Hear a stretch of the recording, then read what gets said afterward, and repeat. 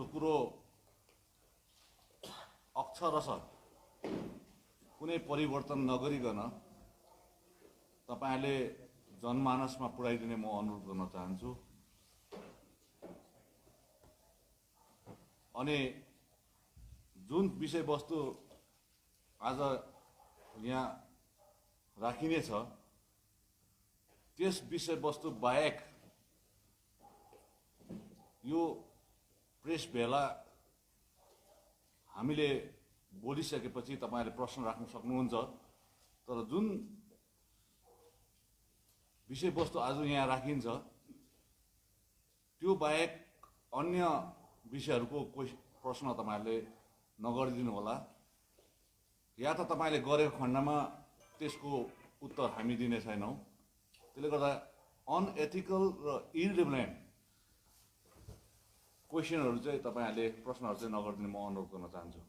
र सम्पूर्ण पहाड र सिलगढीबाट आउनु भएको प्रेसका साथीभाइहरुलाई बहिनीहरुलाई हार्दिक स्वागत अनि अभिवादन। अनि सायद धेरैवटा मिडियाले लाइभ कभरेज गरिरहनु भएको छ होला। र लाइभ कभरेजमा जो जति पनि आज तपाईहरु हुनुहुन्छ उहाँहरुलाई पनि म हार्दिक स्वागत अनि अभिवादन टक्राउन चाहन्छु। सर्वप्रथम त म तपाईहरुलाई स्मरण गराउन चाहन्छु कि गत 13 तारिक डिसेम्बर 2020 सुकुनाको जनभेलामा पार्टीले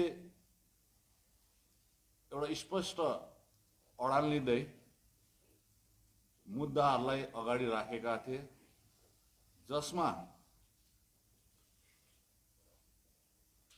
अन्तर्राष्ट्रिय विषयवस्तु पनि थियो अनि दुई देशको माझको विषयहरू पनि थियो, जसलाई 1950 सालको भारत नेपाल मैत्री सन्धि अनि 1949 सालको भारत भुटान मैत्री सन्धि अनि यी दुई सन्धिहरुको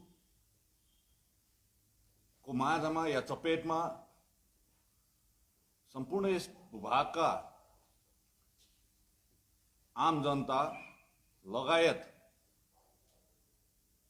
भारत वर्षभरि छरेर बसेको गोर्खाहरुको अस्तित्वमाथि ठूलो प्रश्न चिन्ह या त संकट देखा परेको कुरो हामीले तपाईलाई जनायौं। तत्पश्चात उक्त दिनै 13 तारिक डिसेम्बरको दिनै हामीले अर्को एक विषय पनि तपाईहरु समक्ष, जनताको समक्ष र सरकारको समक्ष राखेका थियौं। त्यो हो आज उत्तर पूर्वी राज्यको 7वटा राज्यहरू अनि यता सिक्किम राज्यलाई नर्थ इस्ट काउन्सिल अथवा डोनरको सदस्यता दिए तापनि आज सिक्किम अनि 7वटा राज्यको बीचको भूभाग लाई त्यस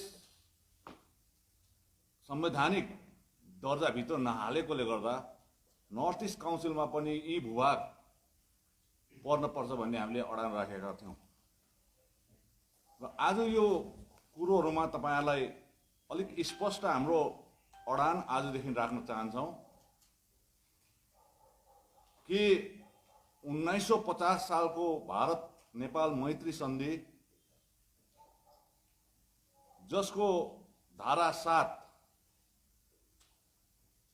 माथि पुनः विचार गर्नुपर्छ अनि धारा 6 र धारा 8 माथि पनि पूर्ण विचार गर्नुपर्छ भन्ने हाम्रो माग हो। हामी सन्धिलाई रद्द गर्नुपर्छ भन्ने कुरो होइन, तर धारा 7 लाई पुनर्विचार गरेर संशोधन गर्नुपर्छ। अनि धारा 7 ले गर्दाखेरि भारतीय गोर्खाहरुको अस्तित्वमाथि ठूलो संकट आइपरेको कुरो आजको दिनमा मात्र होइन, योभन्दा अगाडिका दिनहरूमा पनि देखा परिरहेको छ। अनि भोलि यो संशोधन भएन भने भारतमा बसोबासो गर्ने गोर्खाहरूमाथि यो सङ्कटको बादल हटेको हुँदैन। त्यस्तै प्रकारले Indo Bhutan piece and friendship treaty 1949 को पटक पटक दुई देशमाझमा बातचित भए तापनि 2007 सालमा जुन द्विपक्षीय बैठक भएको थियो, तत्पश्चात त्यो बैठकको फलाफल के भयो आजसम्म न त भारतको जनतालाई थाहा छ, न त भुटानको जनतालाई थाहा छ। यो सार्वजनिक गरेको हुनुपर्छ। कारण 1949 सालको सन्धि मुताबिक कालिम्पोङ जिल्ला, जो पहिला दार्जिलिङ जिल्लामा थिए, अहिले अलग कालिम्पोङ जिल्ला परे, र अहिले जलपाइगुडी जिल्ला पनि, जलपाइगुडी डिस्ट्रिक्ट र अलिपुरद्वार जिल्ला भए, ती जिल्लाहरूमा पर्ने डुवर्सका भूभागहरू 1949 सालको सन्धि अधीनस्थ भएकोले गर्दा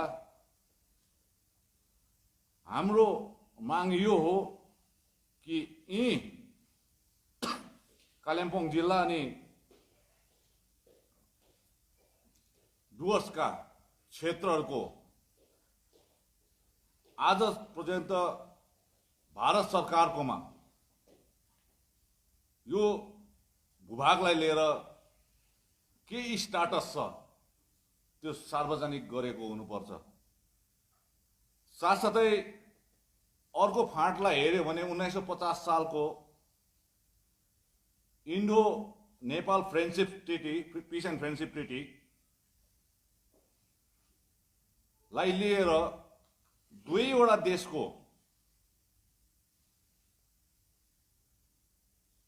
जानकार या त यस विषयमा अन्तर्राष्ट्रिय सन्धि अनि मामिला विषयमा का विशेषज्ञहरूको एक कमिटी, जसलाई इपिजी पनि भनिन्छ या त फुल फर्ममा इमिनेन्ट पर्सन्स ग्रुप भनिन्छ, उहाँहरूको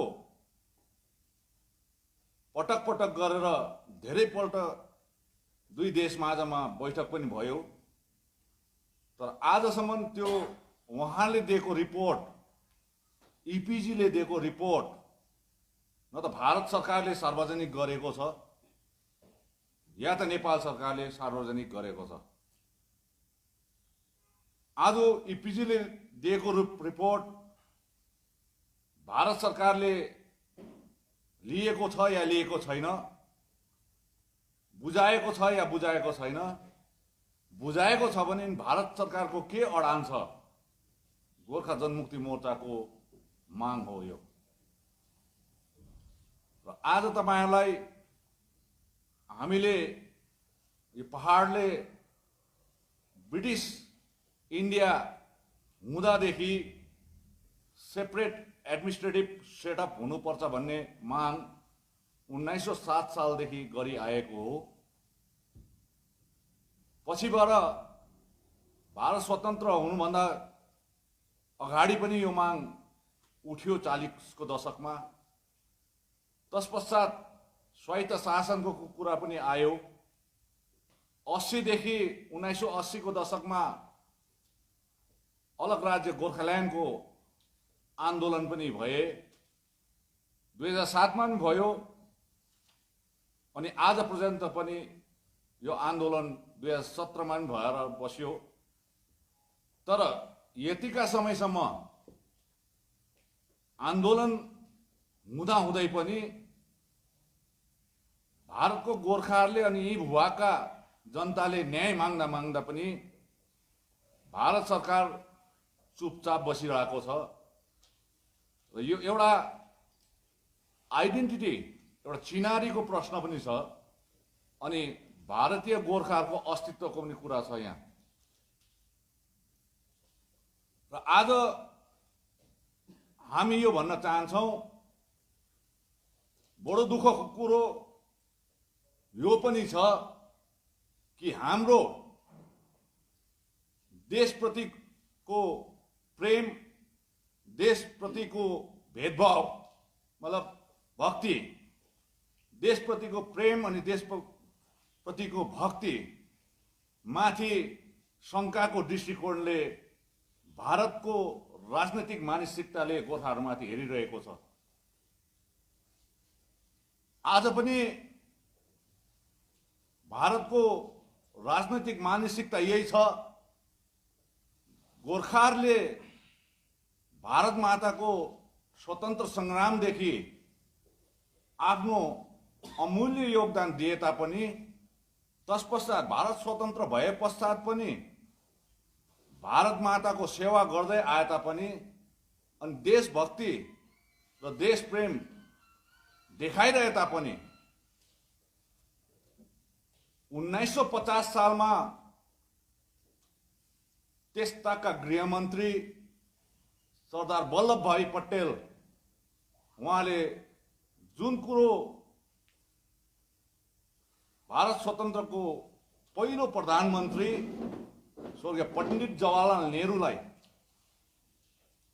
पत्र मार्फत लेखेका थिए, त्यो एउटा शङ्कास्पद अनि विवादास्पद पत्रको आधारलाई नै लिएर आज गोर्खाहरू माथि शङ्कालु दृष्टिकोणले अन्य जातिले हेर्ने गर्छन्,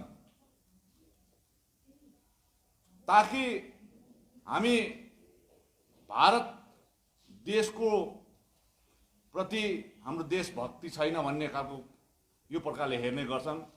त्यसैको कारण आजसम्म हामी माथि एउटा भारतमा पोलिटिकल सफोकेसन भएको छ। हामीले राजनीतिक कारणले निस्सासेका छौँ हामी। अनि त्यो चिठी आज म के लेखेको थियो तपाईहरुलाई अंग्रेजीमा लेखेकोले गर्दाखेरि म अंग्रेजीमा नै पढेर सुनाउन चाहन्छु। यो चिठीको अंश यो छ,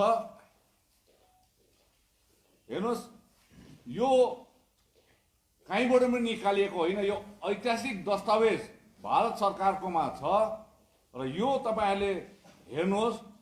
The first Home Minister of Independence India, Sardar Vallabhbhai Patel, had thrived a skeptical mind towards the Indian Gorkhas.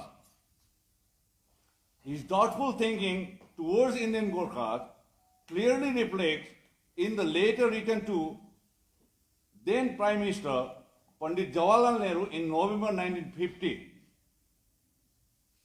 He wrote, "All along the Himalaya, in the north and northeast, we have on our side of a frontier a population ethnologically and culturally not different from Tibetans.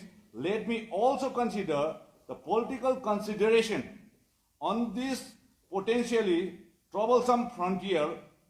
Our northern and northeastern approaches consist of Nepal, Bhutan, Sikkim, Darjeeling and tribal areas in Assam. The people inhabiting these portions have no established loyalty or devotion for India." Even Darjeeling and from pro-Mongolian prejudices. त्यहाँदेखि अरू पनि लेखेको छ अनि अर्को म प्रमुख यहाँले लेखेको छु, यो कारणले गर्दाखेरि आजसम्म हाम्रो गोर्खाहरूले दुःख पाइरहेका छौँ। यही पोलिटिकल माइन्डसेट 73 वर्ष भइसक्दाखेरि पनि, आज भारत स्वतन्त्र भएको 73 वर्षमा पुग्दाखेरि पनि यही पोलिटिकल माइन्डसेटको कारणले गर्दाखेरि हाम्रो अस्तित्व र चिनारीमाथि शङ्कास्पद दृष्टिकोणले हेरिरहेको छ।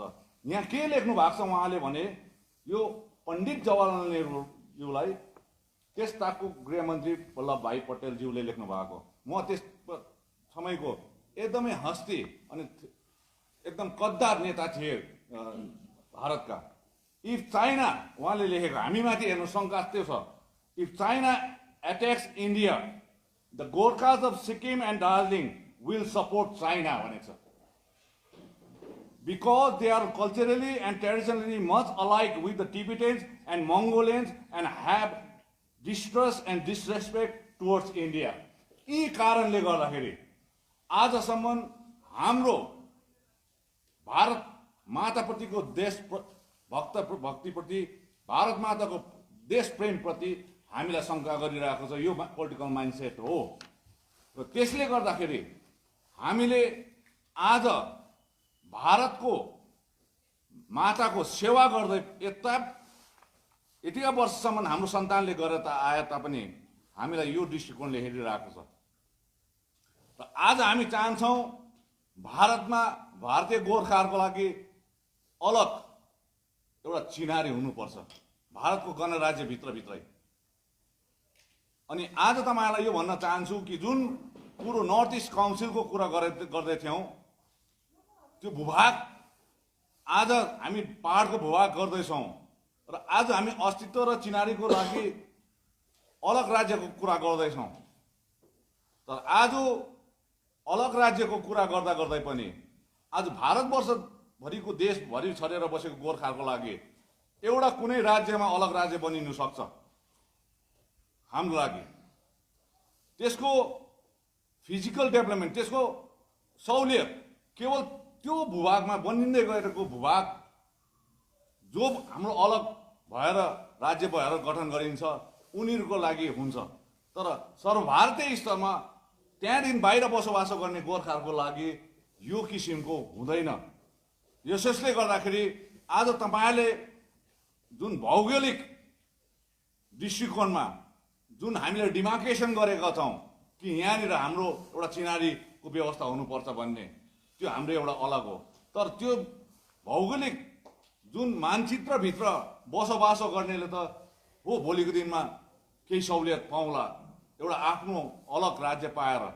तर त्योदेखि बाहिर बस्ने, अन्य प्रान्तमा अन्य राज्यहरूमा बस्ने गोर्खाले भने त्यसको सम्भोग एउटा उपभोग गर्न सक्दैन। केवल उहाँहरूलाई एउटा आत्मसन्तुष्टि, एउटा इमोसनल एउटा सेटिस्फ्याक्सन के हुन्छ भने यस हाम्रो त्यहाँनिर एउटा राज्य छ भन्ने चाहिँ हुन्छ, तर सहुलियत भन्ने पाएको हुँदैन। त्यसले गर्दाखेरि आज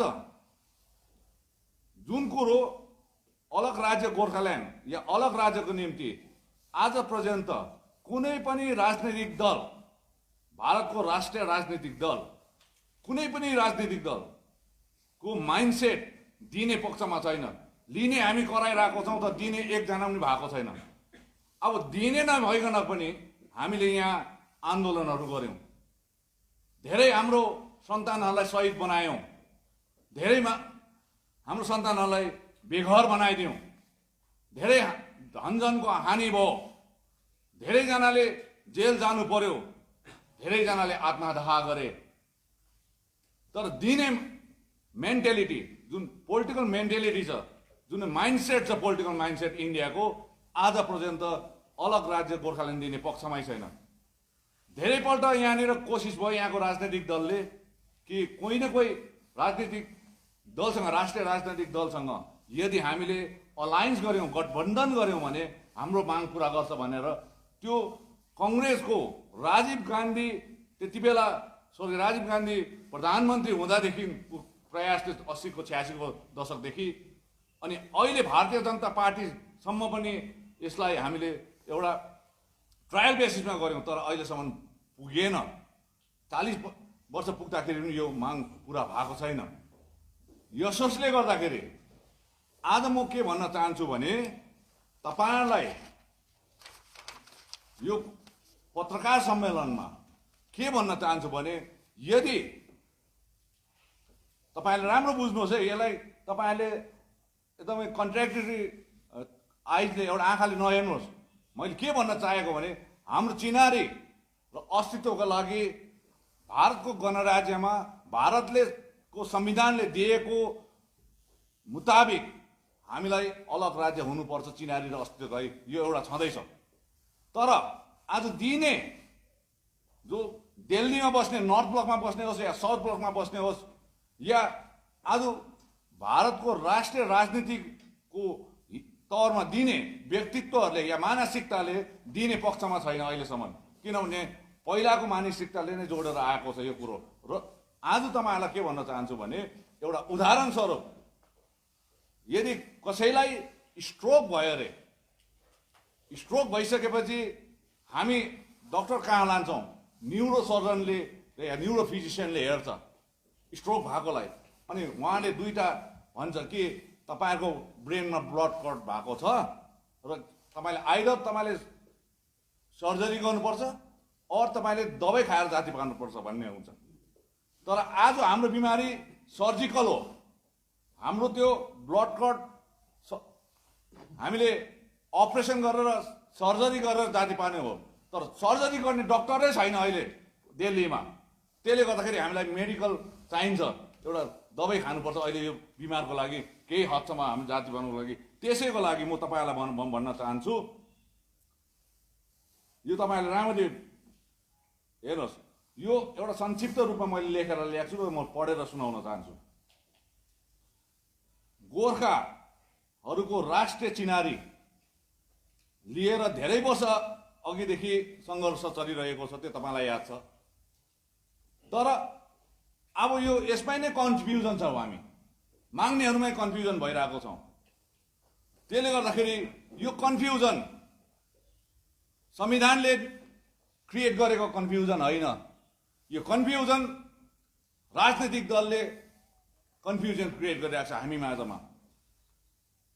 र आज कुनै पनि दलले चिनारीको खोजमा आन्दोलन गर्दैछ भने, कुनै पनि दलले अस्तित्वको खोजमा आन्दोलन गर्दैछ भने, यहाँको माग्ने दलहरूले केवल चिनारी र अस्तित्वको मात्रै गरेको छैन, तर सत्तापट्टिको पनि राजनीति गरिरहेको छ। आज यहाँको भौगोलिक विकासको लागि पनि त्यो राजनीतिक दलले कुरा उठाइरहेको छ, अनि राष्ट्रिय चिनारी र अस्तित्वको पनि लडाइँ गरिरहेको छ। यसलाई एउटा गाँजे माझे बनाएको छ। हाम्रो भनाइ हो कि भौगोलिक विकासको लागि इलेक्टोरल पोलिटिक्स, चुनावी राजनीति एक सेक्सनले एउटा पोलिटिकल पार्टीले गर्नुपर्छ। तर आज प्रिन्सिपलको, आइडियोलोजीको, सैद्धान्तिक राजनीति जसले चिनारी र अस्तित्वको कुरा अगाडि बढेर जान्छ, त्यो अलगै बस्नुपर्छ भन्ने हेतुले हाम्रो पार्टीले, गोर्खा जनमुक्ति मोर्चा पार्टीले अहिले हामी दुई भागमा भनेको स्प्लिट अप भएको होइन, सेक्सन मात्रै लगाएको कामको कुरोलाई बाँडिदिएका छौँ। त्यसमा एक सेक्सनले, हाम्रो पार्टीको एक सेक्सनले, नेतृत्वहरूले या समर्थक या एक्टिभिस्टहरूले चुनावलाई हेरेर काम गर्छ भने एक सेक्सनले राष्ट्रिय चिनारीमाथि, राष्ट्रिय अस्तित्वमाथि काम गरेको हुन्छ। यो तपाईँहरूलाई स्पष्ट रूपमा पार्टीको अडन राख्न चाहन्छौँ। अर्को कुरो चाहिँ हेर्नुहोस्, कोही पनि राष्ट्रिय चिनारीको लागि अघि कोही मैले प्रथम पङ्क्तिमा जे भने त्यो कुरो नै म त्यहाँ राख्न चाहन्छु। फेरि दोस्रो फाँटमा पनि त्यो के हो भने, कुनै पनि डेमोक्रेटिक फ्याब्रिक भएको गभर्मेन्टमा या सिस्टममा, डेमोक्रेटिक सिस्टममा या गणतान्त्रिक व्यवस्थामा हामीले नेसनल आइडेन्टिटी कसरी चाहिँ हासिल गर्ने, कसरी प्राप्त गर्ने भन्ने कुरोमा चाहिँ हामीले पोलिटिकल साइन्सको डेफिनेसनलाई, एक्सप्लेनेसनलाई राम्ररी बुझ्नु आवश्यक छ। हामीले आन्दोलन गर्छौँ, सब कुछ माग्छौँ, तर पोलिटिकल साइन्सको एक्सप्लेनेसन र डेफिनेसनलाई भने हामी अलग्गै राख्छौँ, फेरि त्यसलाई याद गर्दैनौँ। त्यसकै कारणले गर्दा हामी यहाँ चुक खाँदैछौँ। अब पोलिटिकल साइन्सको डेफिनेसन र एक्सप्लेनेसनले के भन्छ भने, आज कसैले पनि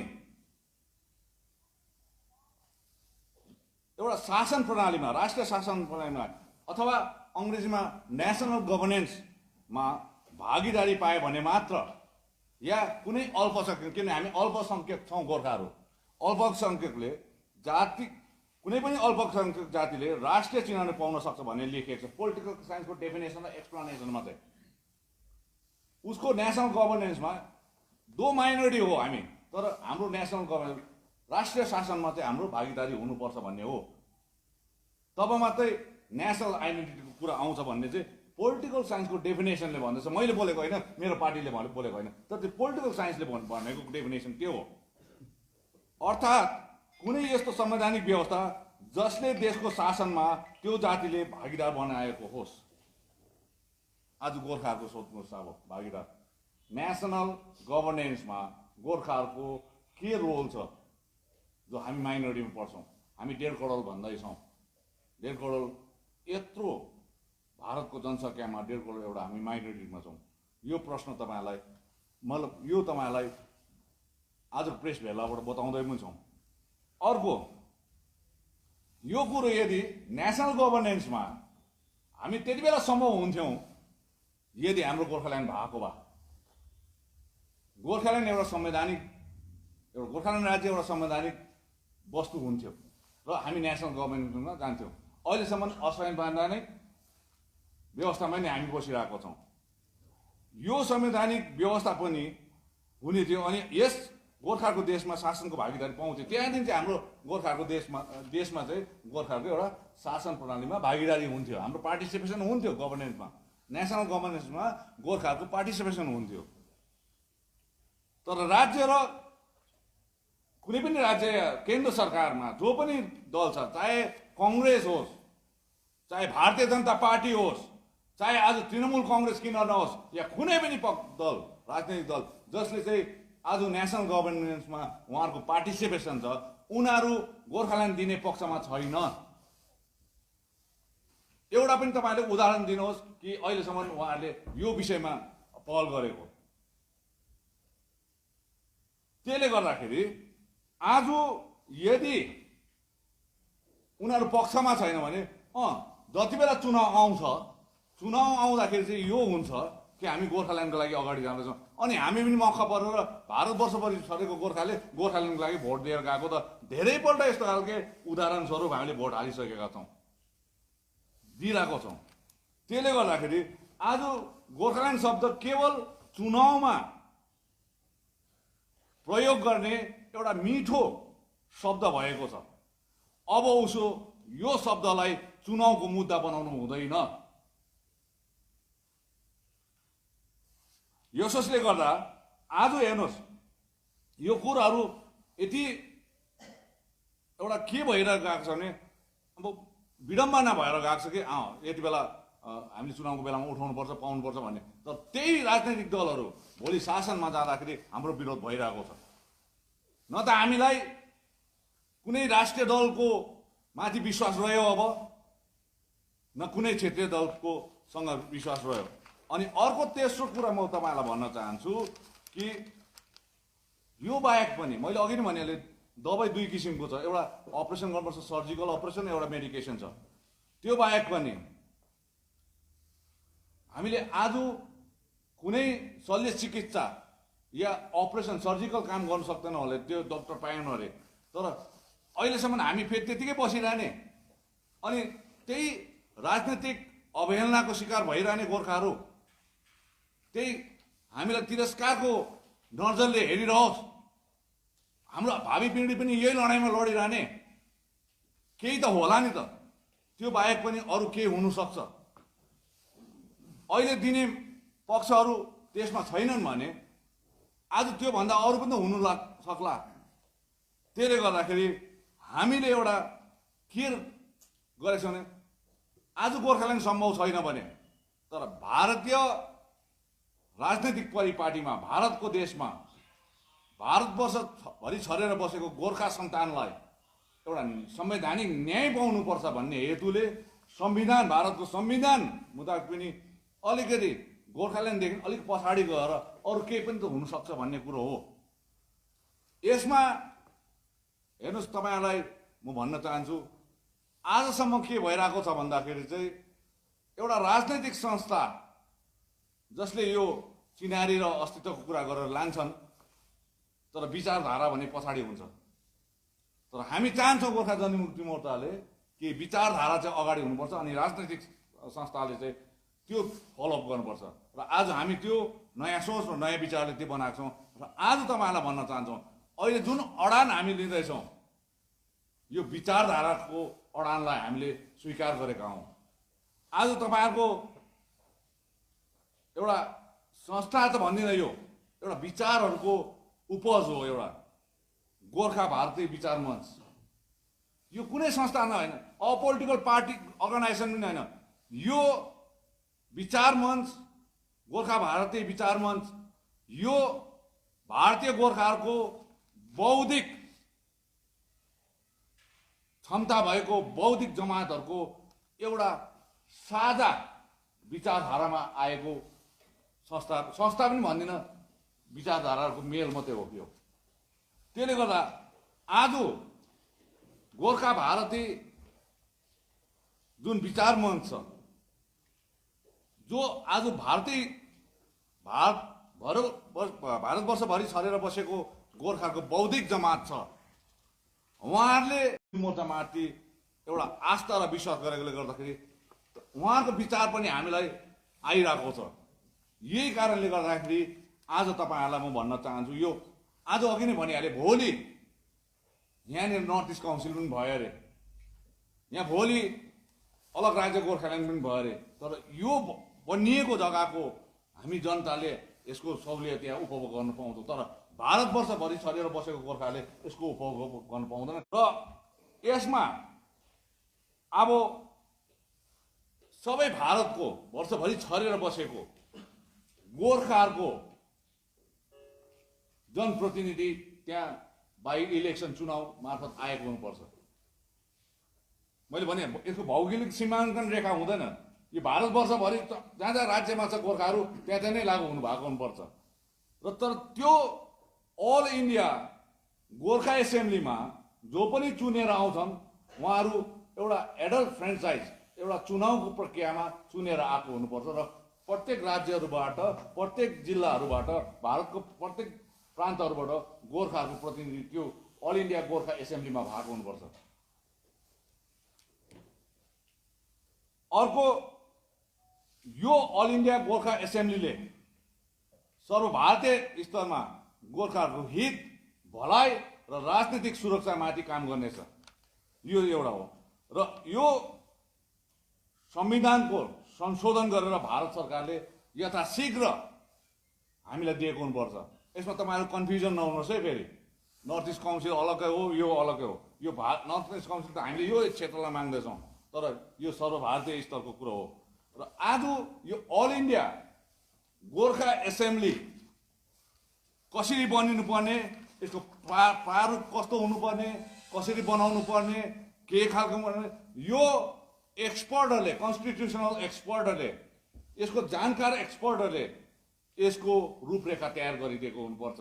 अनि कतिवटा कुरो हामीसँग पनि छ त्यसको दस्तावेज, या हामीले तयार गरेका छौँ, या गोर्खा भारती मञ्चले पनि, विचार मञ्चले पनि तयार गरेको छ, हामी पार्टीले पनि तयार गरेको छौँ। त्यो ती एक्सपर्टहरूलाई हामी बुझाउन चाहन्छौँ अनि त्यो आधारमा बनाएको हुनुपर्छ। यो हामी भारत सरकारलाई यो भनिदिएका छौँ आज। र यसको विषयमा हामी चाँडै नै प्रत्येक राज्यको मुख्यमन्त्री, केन्द्र शासित प्रदेशको उपराज्यपाल, साथसाथै भारतको प्रधानमन्त्री, गृहमन्त्री अनि सम्बन्धित विभागलाई हामी पत्रचार गरेको हुन्छौँ। अनि यो अल इन्डिया गोर्खा एसेम्ब्लीको निम्ति हामी अन्य प्रान्तको जहाँनिर गोर्खा समाजहरू छ, सङ्घ संस्थाहरू छ, उहाँहरूलाई पनि यस विषयमा अवगत गराएर उहाँहरूबाट पनि यो प्रकारको पत्रहरू उहाँहरूकै राज्य सरकार या उहाँको केन्द्र शासित प्रदेश या भारतको प्रधानमन्त्रीलाई हामीले एउटा पत्र लेख्ने पनि उहाँहरूलाई आह्वान हामी चाँडै नै गराएको हुन्छौँ। र त्यसले गर्दाखेरि अब यो अल इन्डिया गोर्खा एसेम्ब्ली आज एउटा गोर्खाहरूको चिनारी बोक्नुको निम्ति एउटा हामीले डोको बनाइदिएको छौँ। यसमा तपाईँहरूलाई कसैलाई पनि आज तपाईँको सम्प्रसारण भइसके पश्चात यो कुरोमा कहीँ पनि तपाईँहरूलाई जान्नु इच्छा छ, होइन, हामीलाई पनि अझै जान्ने इच्छा भयो, या यसमा के छ कसो छ भन्नु चाहनुहुन्छ भने आज नै तपाईँहरूको मार्फत म भन्न चाहन्छु, तपाईँहरूले कहीँ पनि बोलाउनुहुन्छ, भारतको कुनै पनि प्रान्तमा हामीलाई यसमा सम्पर्क राखेको गर्दाखेरि यो इन्टेलेक्चुअल फोरम जस्तो हो। तर फोरम पनि भन्न सकिँदैन, यो एउटा अदृश्य रूपमा बसेको एउटा संस्था जस्तो मात्र हो। र तपाईँहरूलाई यो मैले बताइदिएँ। र आज तपाईँहरूलाई यो भन्न चाहन्छु कि आज भारत जनता अगाडि सार्वजनिक गरेको हुनुपर्छ। अर्को इमिनेन्ट पर्सन ग्रुपले बुझाएको रिपोर्टमाथि भारत सरकारले के बुझाएको छ, यो सन्धि सम्बन्धित भूभागमा बस्ने र हामीलाई भारतीय गोर्खालाई भारत सरकारले जनाएको हुनुपर्छ र हाम्रो माग हो 1950 सालको र 1949 सालको कतिपय धाराहरूको संशोधन गरेको हुनुपर्छ, ताकि त्यो संशोधनले भारतीय गोर्खा अनि यो भूभागमा बस्ने जनतालाई एउटा संवैधानिक न्याय पनि पाउन सकौँ, राजनीतिक न्याय पनि पाउन सकौँ, यो हाम्रो भनाइ हो। अनि अर्को कुरो त्यो सँगसँगै सन्धि सँगसँगै दोस्रो कुरो हो कि दार्जिलिङ पहाड तराई र डुवर्सलाई लिएर नर्थ इस्ट काउन्सिलमा गाभिएको हुनुपर्छ भन्ने हाम्रो अर्को माग हो। र सर्वभारतीय स्तरमा पार्टीको माग हो कि भारत सरकारले यथाशीघ्र अल इन्डिया गोर्खा एसेम्ब्ली गठन गरेको हुनुपर्छ, त्यो पनि संविधानको दायराभित्र राखेर गरिदिएको हुनुपर्छ, यो हाम्रो भनाइ हो। र यो आज हामीले तपाईँहरूलाई यो बताइदिउँ र तपाईँहरूको पनि यसमा केही प्रश्नहरू छ भने तपाईँले गर्न सक्नुहुन्छ। जुन चाहिँ अल इन्डिया गोर्खा एसेम्ब्ली भन्नु हुँदैछ नि, त्यो तपाईँले बेसिकली भन्नुभएको थियो एउटा जोग्राफिक सेन्ट्रिक ठाउँ होइन, यो जोग्राफीमा केही लिमिट हुँदैन यो है, मतलब यो जोग्राफिकल या भौगोलिक डिमार्केसन यसको छैन है। So all India Gorkha assembly कुन चाहिँ कन्स्टिट्युसन, कुन चाहिँ सेड्युल, कुन चाहिँ के चाहिँ कहाँ चाहिँ हाल्नुपर्ने, कुन चाहिँ के चाहिँ यो हेर्नुहोस्, यो तपाईँ हेर्नुहोस्, हामीले भनेको छौँ संविधानभित्रको कुरो हो, यो संविधानले दिएको हुनुपर्छ र हामीले एउटा प्रारूप तयारी गरेको छौँ या विचार मन्त्रीले प्रारूप तयारी गरेको छ, त्यो तपाईँहरूले हामी चाँडै नै यो भारत सरकारलाई पठाइदिएको हुन्छौँ। यसमा मैले अघि नै भनिहालेँ, हामीले तयारी गरेको माध्यमले नि कन्स्टिट्युसन भारत सरकारले उहाँहरूको एक्सपर्ट्सहरूलाई पनि राख्नुपर्छ, राखेको पर्छ। तर हामीलाई पोलिटिकल सपोकेसन भइसक्यो, यहाँनिर निस्सासिसक्यौँ हामी राजनैतिक तौरले। अब कति दिनसम्म निस्सासिने, मर्ने हामी राजनीतिक तौरमा के चाहिँ हामीलाई तिमीहरू पोलिटिकल डेथ भनिदिनुपर्छ हामीलाई। गोर्खाहरू चाहिँ इन्डियामा बसेको पोलिटिकल डेथ भन्यो भने हामीलाई मऱ्यो भनेर हामी सम्झिन्छौँ, तर यसरी निस्सासेर राख्नु पाउँदैन। र त्यसले गर्दाखेरि संविधानभित्र नै यदि अलग राज्य गोर्खाल्यान्ड दिने उहाँहरूकोमा सोच छैन या राजनैतिक मानसिकता छैन भने कमसेकम हामीलाई दबाई त देऊ, दबाई त देऊ, अपरेसन नगर, सर्जरी नगर, दबाई त देऊ हामीलाई। त्यो दबाईको लागि नै अल इन्डिया गोर्खा के अरे यो एसेम्ब्ली भनेको। तर तपाईँ के कुनै पनि एउटा के प्रेसिडेन्ट छ यसको, यो कन्स्टिट्युसनमा के भनौँ केही प्रेसिडेन्ट छ अल इन्डिया जुन चाहिँ गोर्खा? अनि यो त हामी त माग्ने हो, different no no we are demanding न। इट्स यो त गभर्मेन्ट अफ इन्डियाले उनीहरूले सोच्नुपर्छ यसमा। आज तपाईँहरूलाई यत्रो बोलाएर बोलेको नि गभर्मेन्ट अफ इन्डियालाई पनि भनेको हामीले भाइ एकजना all India Gorkha assembly election भएर सबैबाट जानु पर्यो भन्नुहुन्छ होइन, त्यो कति सिटको चाहिँ माग्नुहुन्छ? त्यो त भाइ त्यो त अहिले तपाईँलाई त्यस्तो खालको नसोच्नु न। आज भन्यो यसको भने त प्रारूप, यसको कस्तो प्रकारको स्ट्रक्चर हुन्छ न, एक्सपर्ट कमिटीले यो बनाएको हुन्छ। तपाईँ संविधानको आधारले जुन चिज माग्नुहुँदैछ गभर्मेन्ट अफ इन्डियाकोमा यो गोर्खा एसेम्ब्ली भनेको जुन एउटा प्रपोजल तपाईँ राख्नुहुन्छ, बट गभर्मेन्ट तपाईँको यो दाबी किन राख्ने, जनताले किन यो दाबीलाई तपाईँलाई खाने? किनकि आउँदो चुनाव आउँदैछ, त्यो चुनावको अगाडि गोर्खा जनमुक्ति मोर्चा एउटा ललिपप त होइन गोर्खा जनताको लागि। सुन्नुहोस्, मैले तपाईँहरूलाई के भनेको छु भने 16 तारिक जनवरीमा मैले मेरो स्ट्यान्ड लिएको छु। चुनावसँग मेरो कुनै सरोकार छैन। आज पनि तपाईँलाई भन्छु म, होइन सुन्नुहोस् भाइ, लेट मी कम्प्लिट माई। म चुनावसँग मतलब छैन, यो चुनाव सम्बन्धित मुद्दाहरू पनि होइन, यो राष्ट्रिय चिनारीको कुरा आउँछ। हामीलाई अहिलेसम्म अन्याय भइरहेको छ, राजनैतिक तौरमा पनि संवैधानिक तौरमा पनि। त्यसले गर्दाखेरि हामी चुनावसँग साट्नुको लागि यो चिज ल्याएको होइन। आज हामीलाई भारतवर्षभरि चुनाव त पश्चिम बङ्गालको हुँदैछ भाइ, तपाईँको प्रश्नले प्रश्न पश्चिम बङ्गालको आउँदैछ। सुन्नुहोस् न, चुनाव पश्चिम बङ्गालको आउँदैछ। मैले कुरा गर्दैछु अल इन्डिया गोर्खाको, अल इन्डियामै चुनाव हुँदैछ। एमपी इलेक्सन भए तपाईँले यो प्रश्न त ठिक हुन्थ्यो, रिलेभेन्ट हुन्थ्यो यो क्वेसन। एमपी इलेक्सन छैन, एमपी इलेक्सन 2024, 2021मा त यो बेङ्गल एसेम्ब्ली हो।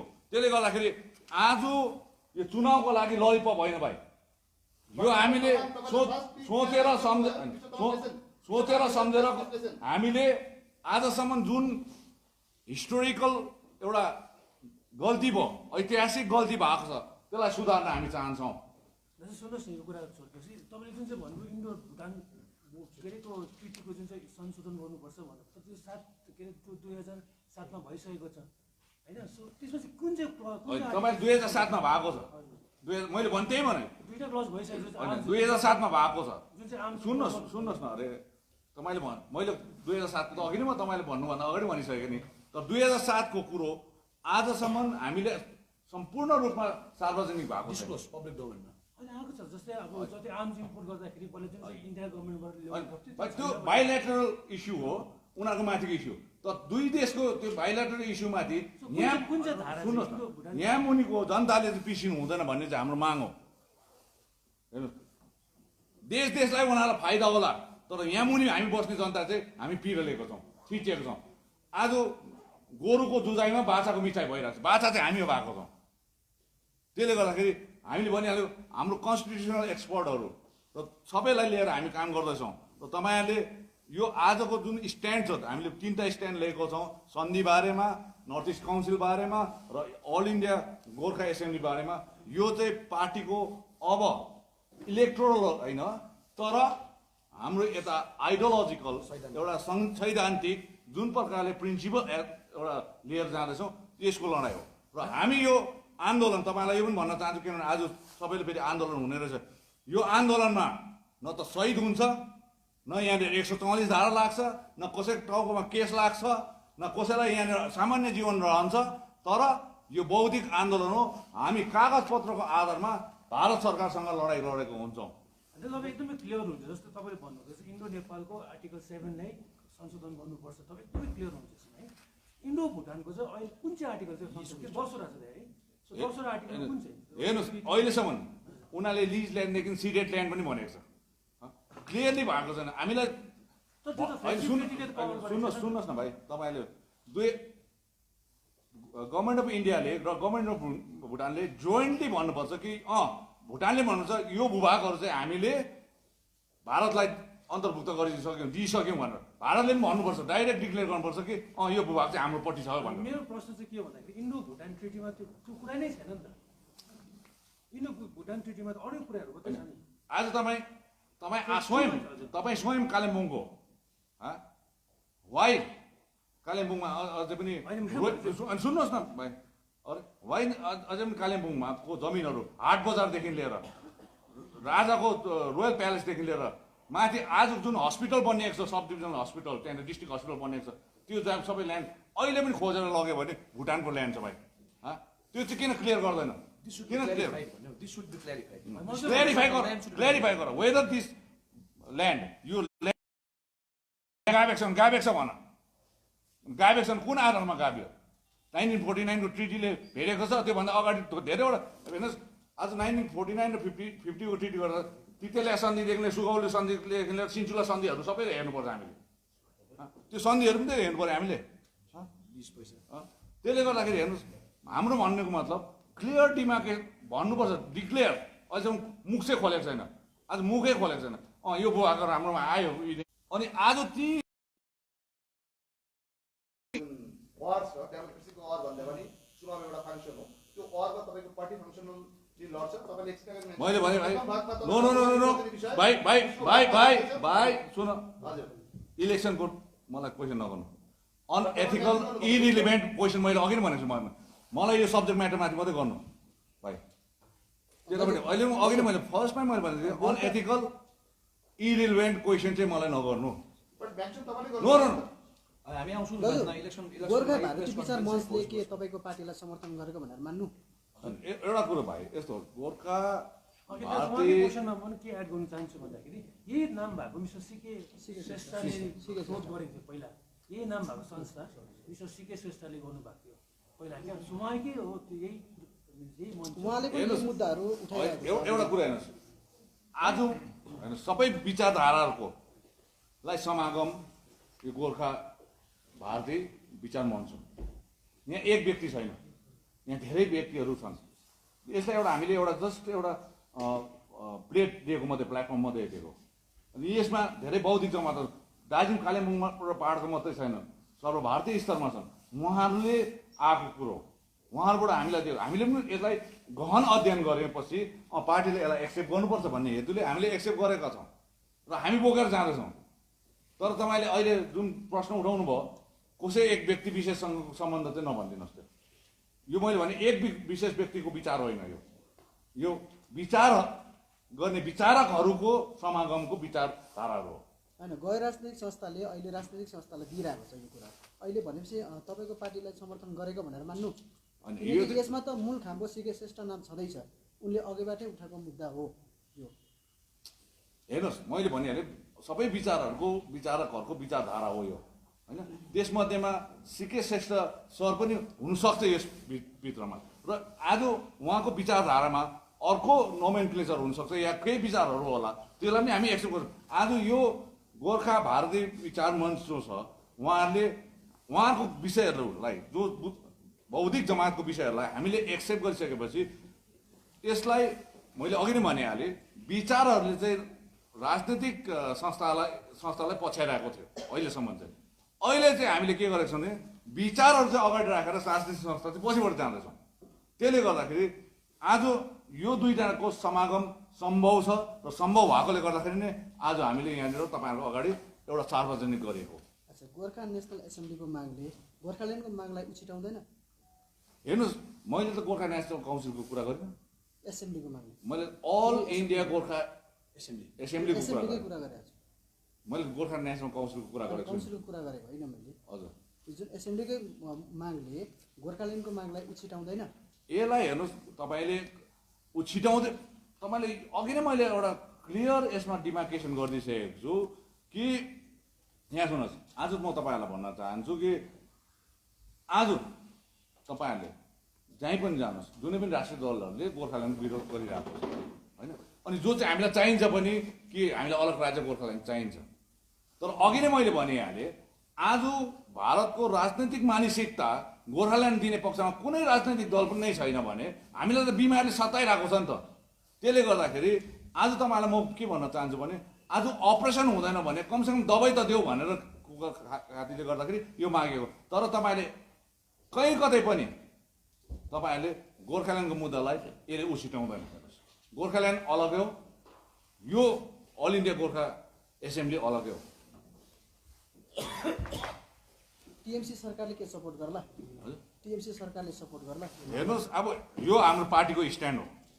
आज टिएमसीले गर्ला कि कङ्ग्रेसले गर्ला कि भारतीय जनता पार्टी, त्यो आफ्नो उनीहरूको पार्टीको हो। किनभने हामी टिएमसी पार्टीभित्र छैनौँ, हामी भारतीय जनता पार्टी या कुनै राजनीतिक दलभित्र। हाम्रो स्ट्यान्ड हामी दिएको छौँ। उहाँलाई यदि यो कुरो ठिक हो, गोर्खाले न्याय पाउनुपर्छ भन्ने कुरा छ भने उहाँले सपोर्ट गर्ला, होइन यिनीहरूलाई होइन यतिकै कचेर राख्नुपर्छ भन्नु नगर्ला। यो त उनीहरूको आफ्नो पार्टीको नीति निर्भर गर्ने कुरो हो। तर जहाँसम्म जब तपाईँले टिएमसी पार्टीको कुरा निकालिहाल्नुभयो भाइले, त्यसको लागि म भन्न चाहन्छु, जब यहाँ दार्जिलिङ हिल युनिभर्सिटीको कुरा आएको थियो, जब यहाँ शिलान्यास कार्यक्रम भयो, त्यति बेला हाम्रै अगाडि, तपाईँहरूको अगाडि, सबैको अगाडि पश्चिम बङ्गालका वर्तमान मुख्यमन्त्री सुश्री ममता ब्यानर्जीले गोर्खाहरूको सुरक्षा म गर्छु भनेर उहाँले वचन दिएको थियो। त्यसपश्चात 2019 सालको लोकसभामा नक्सलबाडीको जनभेलामा पनि म अनि अमर सिंह राई उपस्थित भएको जग्गामा पनि उहाँले यही कुरो दोहोऱ्याउनु भयो। त्यसको भोलिपल्ट कालचिनीमा पनि मोहन शर्मा र मेरो उपस्थितिमा यही कुरो दोहोऱ्याउनु भएको थियो सुश्री ममता ब्यानर्जीले। र आज यदि सुश्री ममता ब्यानर्जीले पनि गोर्खाहरू रक्षा गर्छ भने आज हामीले जुन दबाई माग्दैछौँ त्यो दबाई दिनुमा उहाँ पनि पश्चिम बङ्गाल मुख्यमन्त्री भएकोले गर्दा एउटा राष्ट्रिय राजनीतिज्ञ भएकोले गर्दाखेरि उहाँको पनि एउटा पहल गरिदियोस् भनेर हामीले यो नाम त दिएको छैनौँ, तर यसमा पहल गरिदिनुहोस् है, यस्तो खालको पनि हुनसक्छ भन्ने कुरो चाहिँ हामीले एउटा उहाँको ज्ञानमा चाहिँ हालिदिएको छौँ। हजुर, विशेष म छोटोमा एकैचोटि दुईवटा प्रश्न सोध्छु है।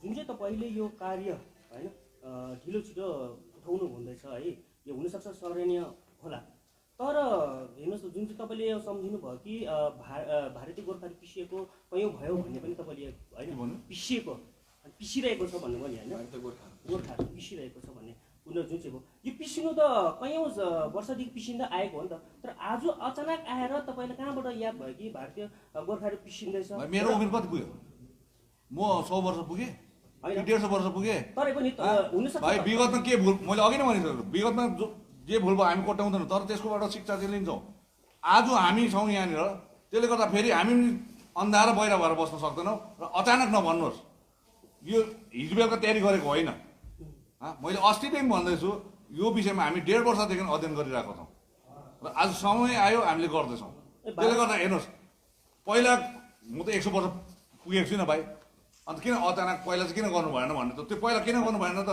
पूर्वजहरूलाई सोध्नुहोस् न मलाई नसोध्नु त्यसमा मेरो भागीदारी थिएन भाइ यो प्रश्न तपाईँले आजभन्दा अगाडिको प्रशासकलाई सोध्नु सक्नुहुन्छ मलाई होइन आज म 1 नम्बरमा छु त्यसले गर्दा मलाई तपाईँले सोध्नु आजदेखि उताको गल्ती म बेयर गर्नु चाहन्छु मतलब त्यसलाई कुनै गल्ती भयो भने त्यसको म एक्सेप्ट गर्छु तर योभन्दा अगाडिको त मैले कसरी गर्नु मेरो बाउ हो उनीहरू मेरो बाजे हो त्यो त तपाईँले उता सोध्नुहोस् क्वेसन अनि म 100 वर्ष पनि पुगेको छुइनँ म त 55 वर्ष अझै छ कमसेकम मेरो तपाईँको राजनीतिक कालभित्रमा त तपाईँले गर्नु उठाउनु सक्नुहुन्थ्यो नि त तर आज आएर मात्रै भन्ने चाहिँ मेरो प्रश्न हो नि त जब जग्गै आज मैले पाएँ त के गर्नु समय परिस्थिति सबैलाई हेरेर गरेको अनि आज समय आयो हामीले उठायौँ अनि आज हामी त्यो जग्गामा छौँ त्यसले उठाउने जग्गामा छौँ पहिला हामी ऊ जग्गामा थिएनौँ त्यसले गर्दाखेरि जुन जग्गामा पहिला व्यक्तिहरू थिए उनीहरू त्यो जग्गामा हामी थिएनौँ तर उनीहरूले उठाइदिएन त आज हामी त्यो जग्गामा छौँ हामी उठाउँदैछौँ अनि जुन चाहिँ